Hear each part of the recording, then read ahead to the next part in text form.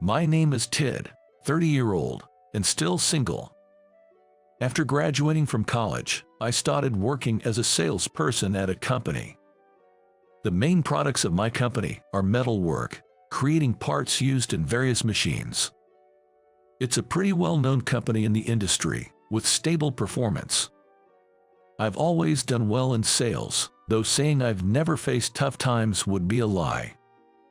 I was even being considered for a promotion to section chief, but a single incident turned my career upside down. One day, I received an angry call from a major client I was in charge of, claiming that the parts delivered did not fit. I've been involved with the sales of a product that we've been delivering for many years, right from its development stage. It's also the main product of our department, receiving orders of tens of thousands every month, and without it, our clients' production lines could even stop. That's why I always handled our transactions with the utmost care to ensure there were no mix-ups with the product numbers. There's no way the wrong product could have been delivered. In a rush, I issued instructions for the correct product order while also striving to get a handle on the situation to identify the cause.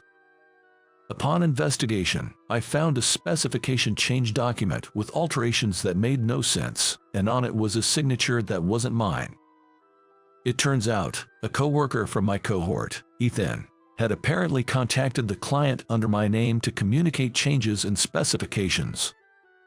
From the client's perspective, they would naturally be upset, expecting the specifications to have changed, only to receive a product with the old specifications. Despite reporting this to my department head and the branch manager, they wouldn't believe it wasn't my fault. Recently, a similar mistake had occurred in the department next door, and measures had just been put in place to prevent a recurrence. With repeated ordering mistakes in our own branch, the branch manager, already under fire at an executive meeting, was furious. I was ordered to stay at home, and Ethan took over all the client dealings I had built up over the years. Can I at least handle the cleanup for this order mistake? My heartfelt pleas were quickly dismissed by the branch manager. 2 weeks later, after my suspension was lifted, the order given to me was a reassignment to the manufacturing facility. The thing is, Ted, we want you to gain some hands-on experience with the manufacturing process, so you can really bring that knowledge back into your sales work. It's just for a few years, you know. With those words, the branch manager hurriedly encouraged me to leave the room.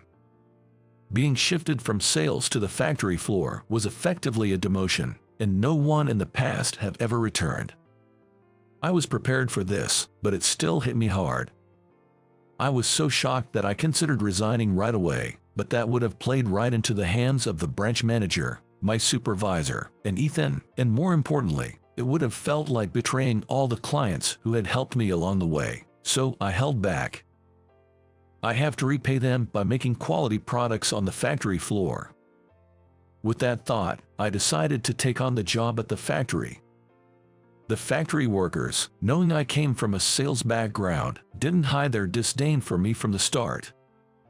"What's the matter with you? Can't you even do this? Look at Mr. Elite here, can't even lift this. Do it yourself. What, you haven't been shown how? Must be tough for a fancy degree to not know something without asking, huh?" The machinery and equipment were all new to me, and just looking at the manuals wasn't enough to understand them. Furthermore, the workers had modified the rules and workflows to suit themselves, making it impossible for an outsider to make sense of it. I had to constantly ask the workers everything from how to use the machines to where the tools were kept, and each time, I was met with cold stares and verbal abuse. This work was a 12-hour shift, either from 8 a.m. to 8 p.m. or from 8 p.m. to 8 a.m. To top it off, the factory was filthy with machine and cutting oils, and operating the machines and setting up the metal components required laborious work, drenched in sweat. Tid, we don't have a shower in this factory. Take your time and have a bath when you get home." When the factory manager told me this on my first day, I thought it was a joke, but there really was no shower. To add insult to injury, it seems they tacked on a rule just as I was assigned, a 2-year ban on personal vehicles. The worker was all pros, and much was clear. Living far from work, I had no choice but to commute by train. Going to work was fine, but on the way back, I could tell I was being blatantly avoided by everyone around me in the train. Day in and day out, I was verbally abused at work, and during the commute, I was treated like garbage by those around me. My spirit gradually began to fray. Then, one day after several months of this, coming home from a night shift, I spotted a woman on the same train being harassed by a middle-aged man. "What's with that attitude after bumping into me? That man is yelling at the top of his lungs." The woman looked down, intimidated and apologizing, but he was having none of it. It was Sunday, and the carriage was empty, but the others just ignored. I was exhausted from the night shift and thought to just lean against the wall and close my eyes without getting involved, but the shouting didn't seem to end. The woman's voice was getting fainter, and I could hear her sobbing. My irritation at the man who was ignoring the apologizing woman grew. "Knock it off, she's apologizing, isn't she?" Before I knew it, I was stepping in between them. "Who the hell are you?" The man turned his anger towards me this time. But upon seeing me, he couldn't help but smirk. "What do we have here? A hero in such a filthy outfit. Looks like someone from the bottom of the barrel got too big for his britches, acting all high and mighty." "Is that all you wanted to say?"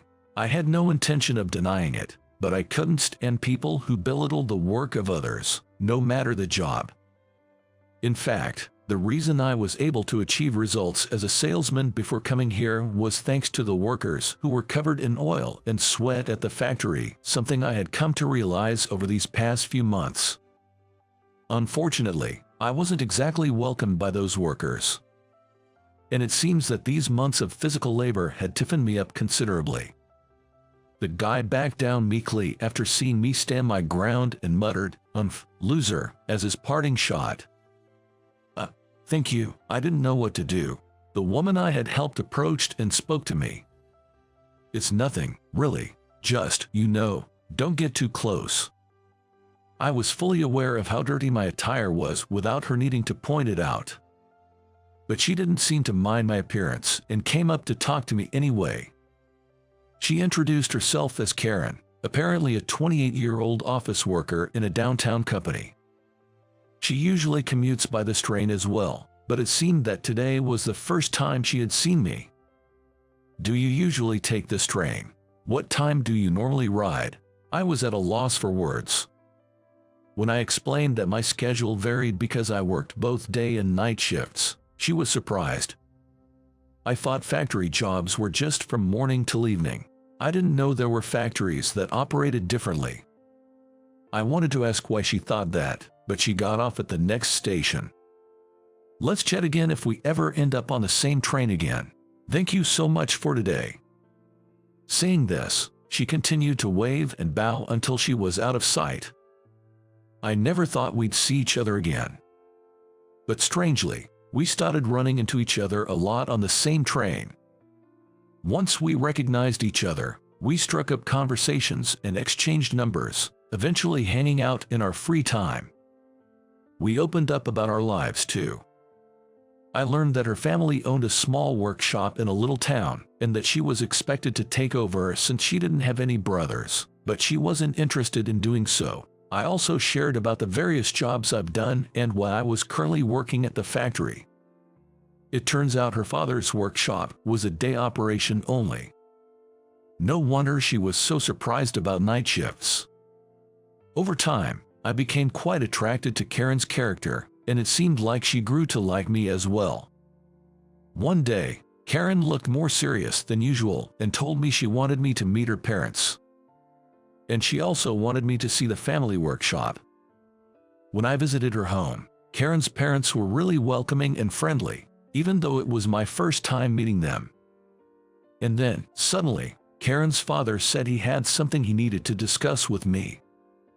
Our workshop is barely earning money each month, and honestly, we're at our breaking point. We've got a bunch of craftsmen with good skills, but they don't know how to sell it. I've been on the factory floor so long, The whole sales and management side of the business is Greek to me. It seems that Karen has introduced me because of my sales experience and knowledge of the manufacturing floor, and that's why I've been invited here today. They're not asking me to quit my current job, which would be a lot to ask for. Instead, they wonder if I could offer advice or teach them some sales techniques on my days off. Of course, we'll make sure you are paid for this job. Karen's mother adds.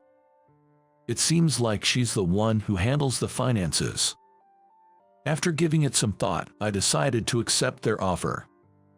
But I requested, could you employ me as a staff member? I wanted to dedicate myself fully to this, not just dabble in it. Let me handle the job of selling such high-quality products. I'm sure it'll be rewarding for me too, I say with enthusiasm. Looking at the determination on my face, Karen's father nods as if he's made up his mind. The first time I saw the products of Smith Manufacturing, I was astounded. The machined parts, made with absolute precision to match the blueprints, were incomparably better than the products my own company used to sell.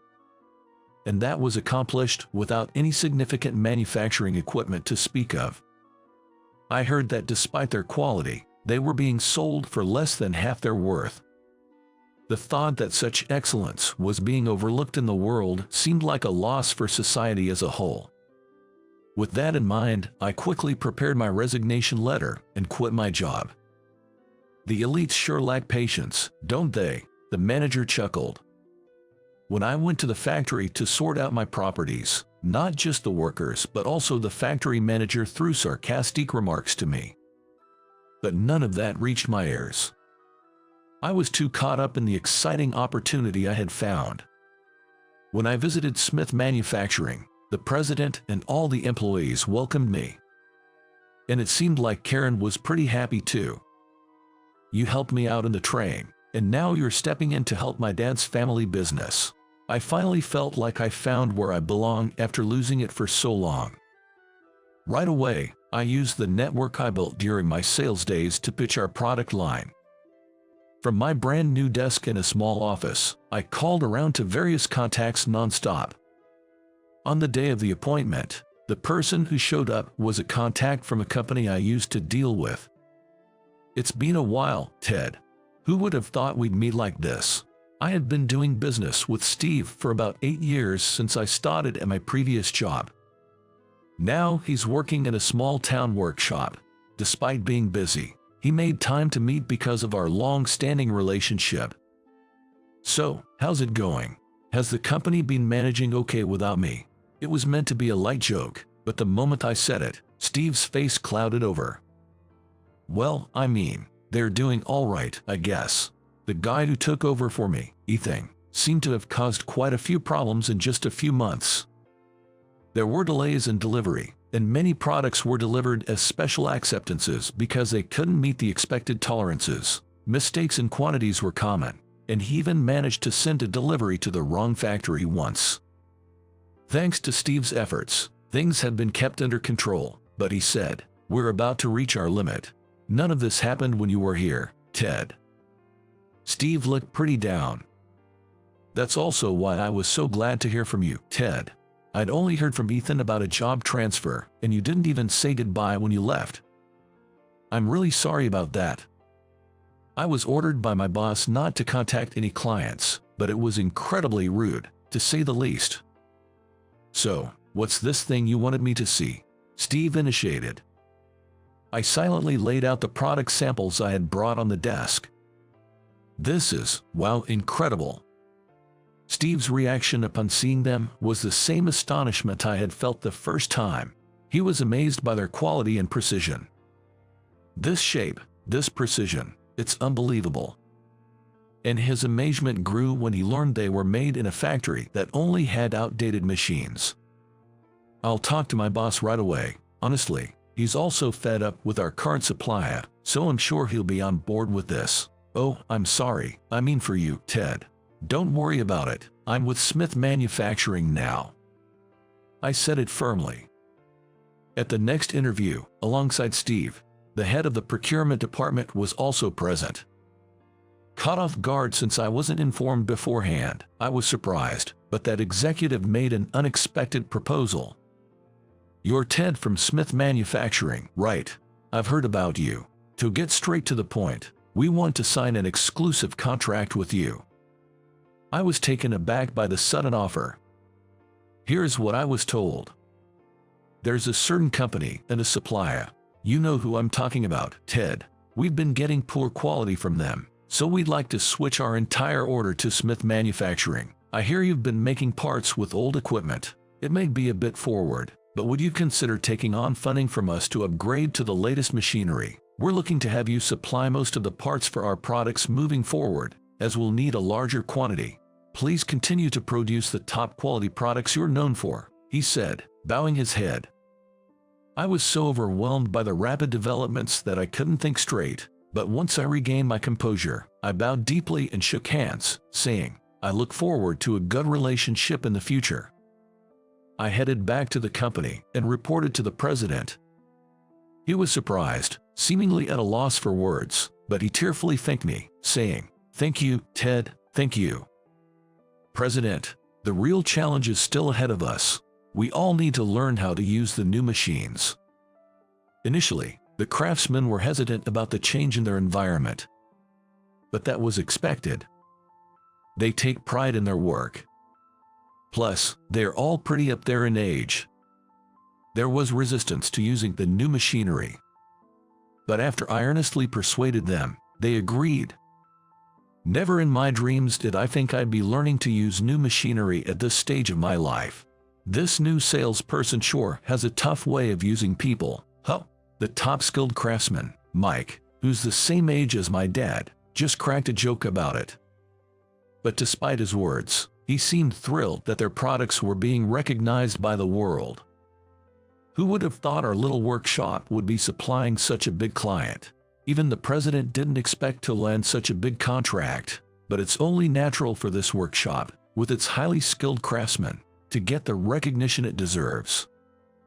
If anything, we owe it to Steve for setting up that meeting. After I started working at Smith Manufacturing, it wasn't long before executives and the factory manager from my previous job came to visit. Wondering what they wanted, they started off with a plea, "Please," as they bowed their heads. It was predictable, but their sudden change of attitude surprised me. "Ted, I'm really sorry about what happened before. The investigation proved you were right. We'll put you back in sales and have a post ready for you, so please come back." The factory manager even had the gut to say something ridiculous. "I'm truly sorry if we made you feel uncomfortable at the factory. I'd like to apologize on behalf of all the workers. Can we leave past in the past?" The branch manager and the factory manager took turns apologizing, but of course, my mind was made up. I appreciate the offer, but I find my current job rewarding and engaging, so I plan to stay with this company. I intend to work hard so that we can be known as your company's rival. I look forward to your guidance and encouragement. I delivered this response without changing my expression and asked them to leave. Later on, thanks to the hard work of the craftsmen, the transition to the new manufacturing equipment went smoothly, and Smith Manufacturing became one of the most well-known factories in America. We've completely taken over the market share of my old company, and though the company has grown significantly, the president is already talking about retiring and wants to hand over the job to me. "I'm counting on you, Ted," all the employees agree. He says this, but I have no intention of taking over just yet. Machining is a deep field. There's still so much more for me to learn. And I want to make the company something that my wife Karen, who I've married, and our future child can be proud of.